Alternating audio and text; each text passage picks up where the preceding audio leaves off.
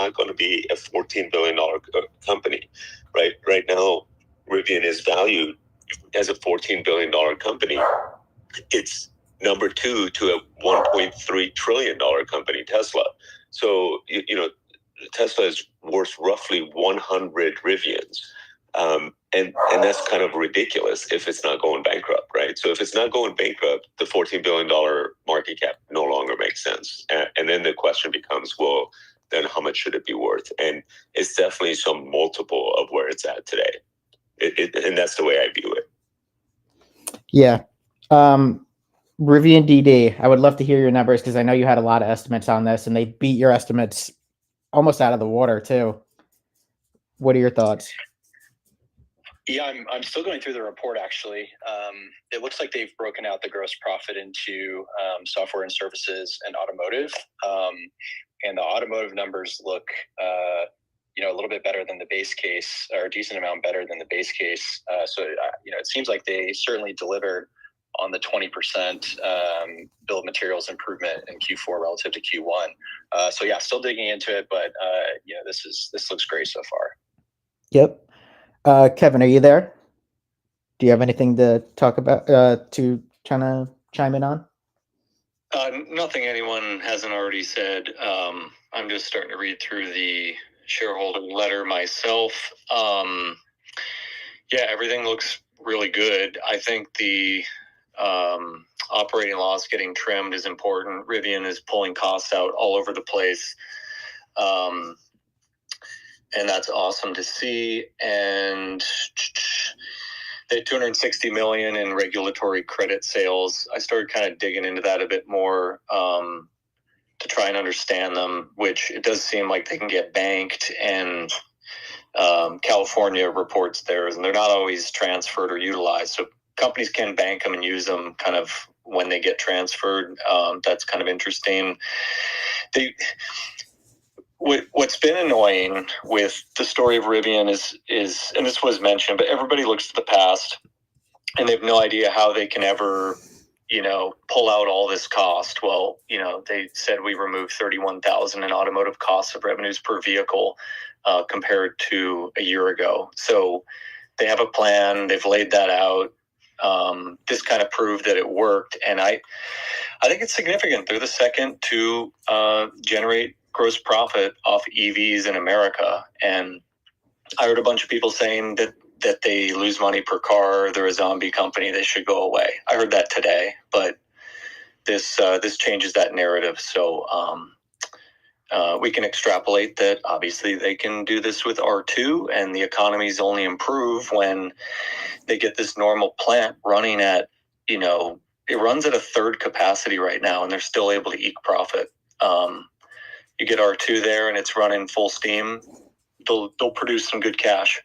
Yeah. And I don't know, I know some of you have watched that little interview that RJ just had, but the things that are coming up going forward with R2 and everything that they're going to be doing going into this year and in the beginning of next year in 2026, that is going to be absolutely huge. I mean, the way RJ spoke about the cost cutting and how easier it's going to be for Rivian going forward or how much easier it's going to be, at least not how easy it's going to be, is very interesting. I mean, he seemed very excited on that. So yeah, I also heard that interview, and I agree. He was very excited, especially about the R2 line. Yep. Where he was like, it's so much of a simpler product. We basically took all of our learnings from the R1 line, implemented it in this sort of R2, and it's going to be a lot less expensive relative even to what they sell it for, is sort of like what he was implying. And I agree. If they can sort of, which they have, turned gross margins around, they have now shown a profit on the existing product line. The next product line is going to be even more profitable. And as they continue to scale and build up efficiencies of scale, this company's future is is basically guaranteed, especially since they have a huge cash pile as well. And there is also a lot of investors who are not just fair weather investors. They're the Amazons and Jeff Bezos of the world who have a lot riding on this company's success as well. So, with 3 products that are now getting rave reviews, a 4th product that has hundreds of thousands of pre-orders, and basically is the only real competitor to the Model Y, which is the best-selling car in the world.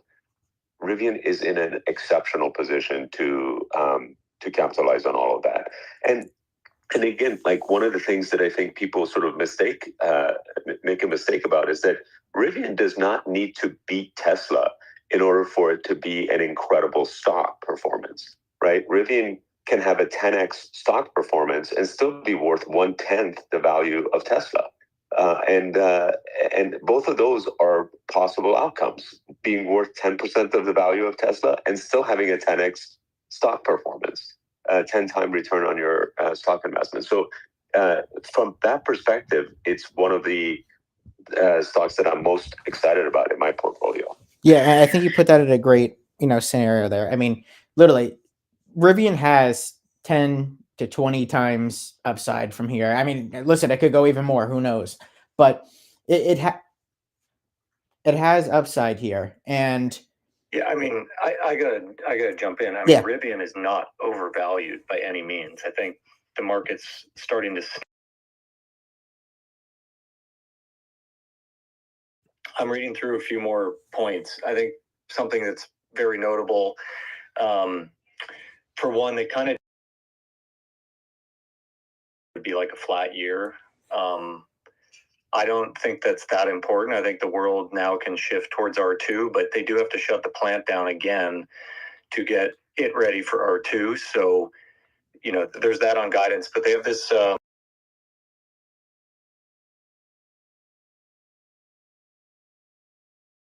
fourth quarter of $214 million, primarily driven by remarketing sales. So they're growing their used Rivian sales, which are profitable. Repair and maintenance. A lot of the EDVs need a lot of service, because the drivers bang them up and all that sort of stuff. That helps. But there is also new vehicle electric architecture and software development services provided by the joint venture. So I don't know the exact structure of that, but they are collecting revenue out of the joint venture for their work, and I don't think that's been understood. Yeah, I think that's a good point as well. What's up, Rivian or DD? Yeah, I was just going to say it's the fact that they broke this out and we can see how big this line item is. It's pretty amazing. I mean, with the low guidance that they're still expecting a modest gross profit for the full year, it's very surprising. So yeah, this is really interesting. Oh, so they did state they're looking for a gross profit throughout the whole entire year? Yes. Very interesting. Okay. I have to look through the guidance right now. I didn't really dive into that yet.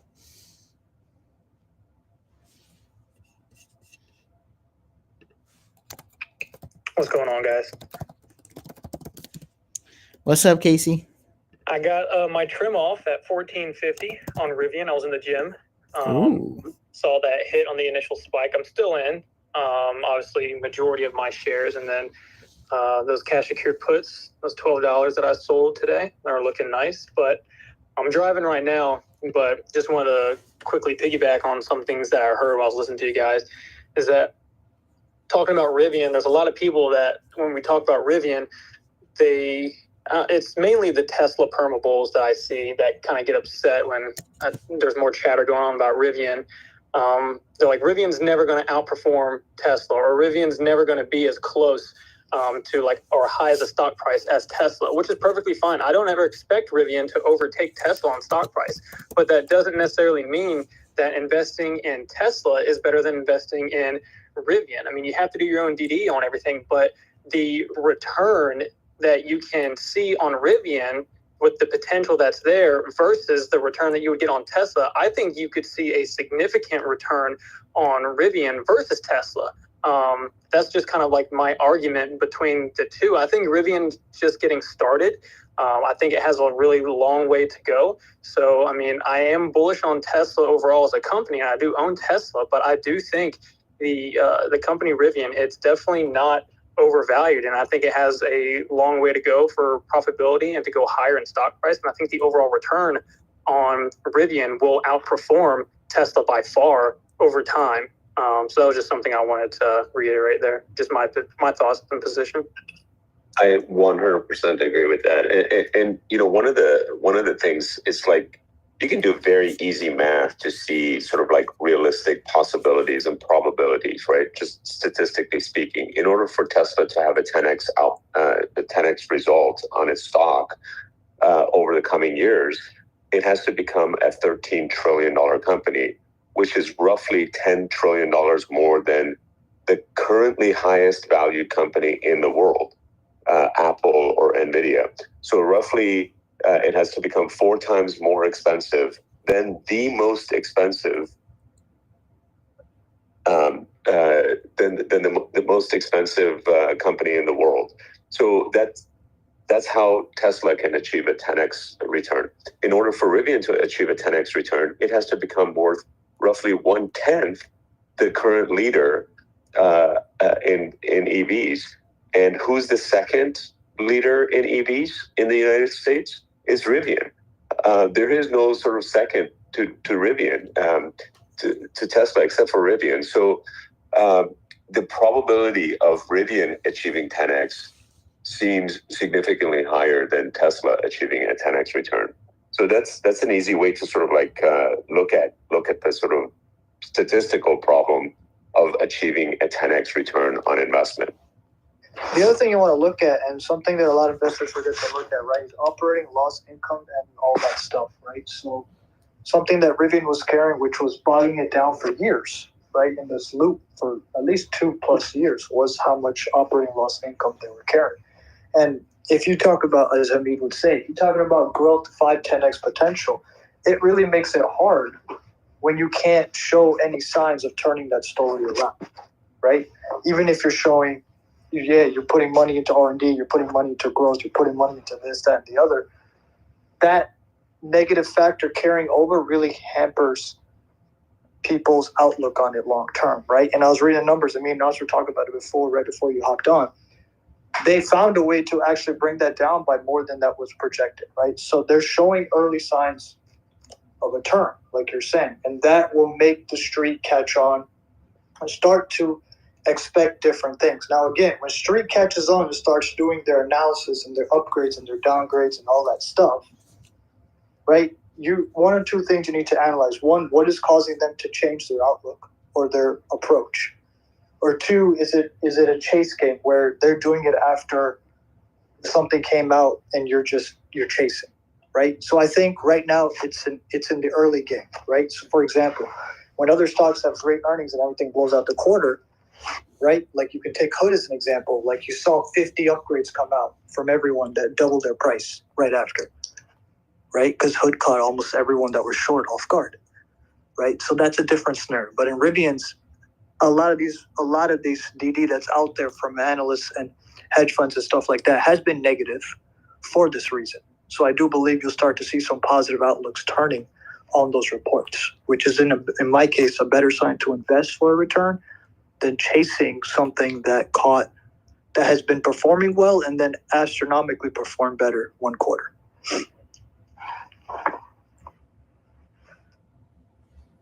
Yeah. Rivian's reacting honestly pretty flat here compared to the earnings that came out. Again, for anyone that kind of is chiming in, they beat revenue by 330 million, revenue of 1.73 billion compared to a 1.4 billion estimate. Operating loss narrowed to 661 million versus an 811.8 million estimate. So that was a really good beat there as well. Gross profit, 170 million this quarter compared to a $64 million estimate. A very large beat there. EPS, negative 0.45 compared to negative 0.66 estimate. And again, the whole entire report looked really, really good. Guidance came in, decently flat. And I think that's kind of the reaction we're getting, based on the guidance. But the probability of gross profit for the year, I think is very interesting. And then if they could start to turn that into net income, whenever they are able to, that's going to be when this company could really start to accelerate. One, accelerate as a company. Two, accelerate as a stock price. Do you guys have any thoughts on the possibility? And I know it's all a guessing game, but the possibility of when they could be, net income positive and cash flowing positive. I think cash flow positive, at least operating cash flow, if you exclude capex, certainly once R2 is ramped up at normal. But it also depends on how much they grow OpEx. But it'll be close. And then net income profitability will require Georgia. So yeah, it really just depends on when they get ramped up there, maybe 2028, 2029. Yeah, I would say 2027 at the earliest, but 2028 being the sort of more likely scenario. And again, it's like one of those things where it's only 2028 is, basically less than 3 years away. So, you're talking about a company that has, according to to their document, it says we ended the fourth quarter of 2024 with $7.7 billion in cash equivalent, and short-term investments, with basically the revolving credit facility of being able to get up to $9 billion in total liquidity. So, if they're losing $700 million as they did in this last quarter, and you multiply that out, even if they don't reduce their cash burn, which they clearly are, I mean, it's going down every quarter. You're talking about plenty of runway for them to hit profitability. So what happens in the scenario where Rivian is profitable and generating cash in 3 years, right? What happens in that scenario? And that's sort of like the risk before was that they were never going to get there. Mm-hmm. And the more of this type of performance that you see, the more it becomes, okay, that story no longer makes sense when they have this much of a runway. They have, access to $9 billion in cash to get there. The whole company is valued at 13 or 14 billion. Wow, that just seems like an incredible opportunity. Oh, 100%. 100%. Stock price is trying to move up here again. So stock price wise, it's up 60 cents after hours, and up 4.48% currently. Earnings call is at 5 p.m. Eastern is what I've seen. So that's going to be interesting to see what they talk about there. If they give any more insights other than what they, basically transcribed in the earnings itself and the guidance itself. And kind of seeing the path forward. But overall, again, I believe this is a really good earnings. They did guide down on deliveries for next year. Of course, they could always beat it. They could always change it, but they did guide down, and we'll watch to see kind of how this all transpires going forward. It's interesting because the delivery guidance for R1 and EDV is probably the least important number in the entire report, and the only one that looks to be a decent miss relative to expectations. Mm-hmm. But all of the sort of profitability and like the important stuff, R2 progression and everything is very much beating at least what I was expecting to see. Yeah, I agree. I know some of you guys follow Zach. I mean, seeing the photos of the production facility going up looks pretty good. It looks like they're kind of ahead of schedule a little bit. We'll obviously see how that goes, or if there's any stoppages and or issues that arise. But overall, everything looks to be going well. And the sooner they had that out, the sooner they could produce. The sooner the story could accelerate to more profit and a much better return on the company and the stock. Let's see who. Do you guys have anything else?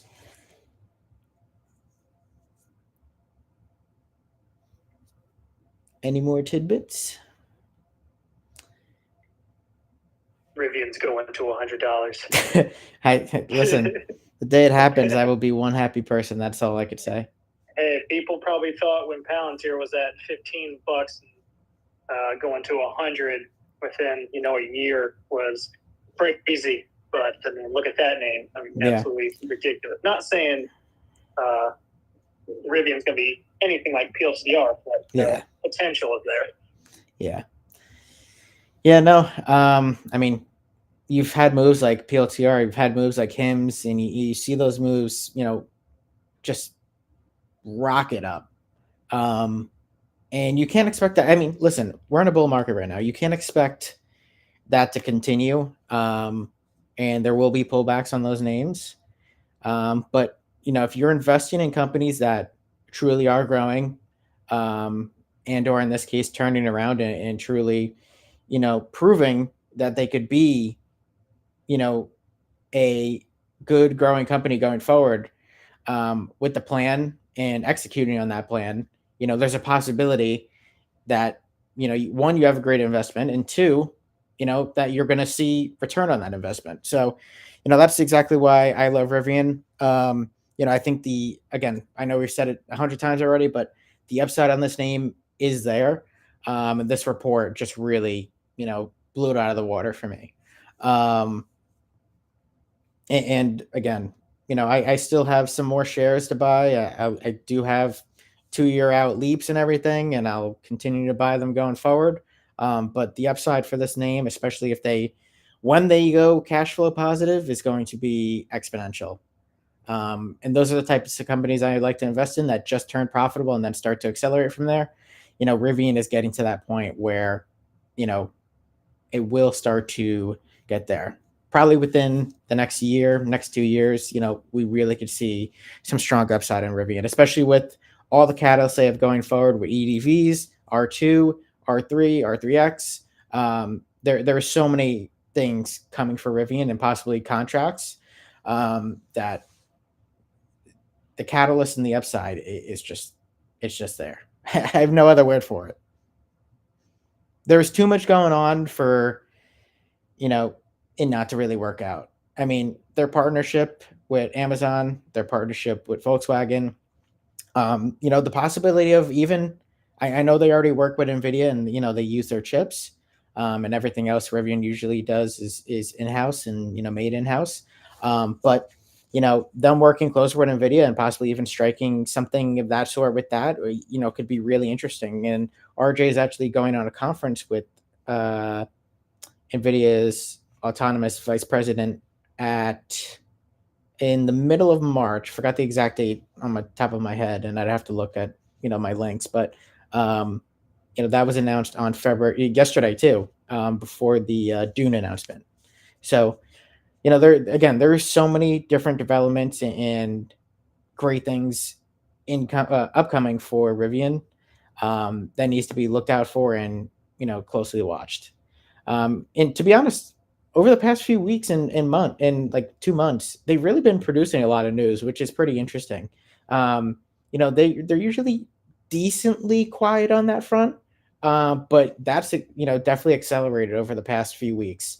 And again, it kind of ties into the fact that they have so many catalysts coming forward, that kind of trend should kind of keep going as we continue moving forward.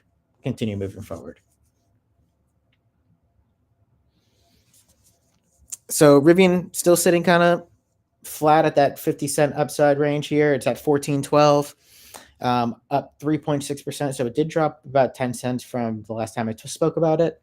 Again, earnings call is at 5 p.m. Eastern.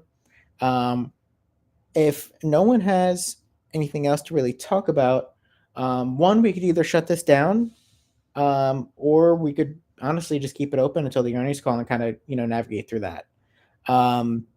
it's all up to you guys. If you guys have anything else to talk about, we'll continue from there. If not, we'll shut it down, and I'll open a quick one up to run through the earnings call as well.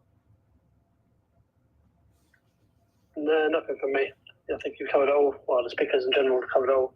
Really good information, really exciting report, and I think looking forward to diving into the earnings call for sure. Yeah. I agree. Thank you, Ginox. Yeah. Well, guys, it was an absolute pleasure. Earnings was good. Just need to see how they talk about it on the earnings call pretty soon. And I hope everyone has a great night and a great weekend for those that I will not see tomorrow. Have a good one, everyone. We'll see you. Thank you. Take care. See you later.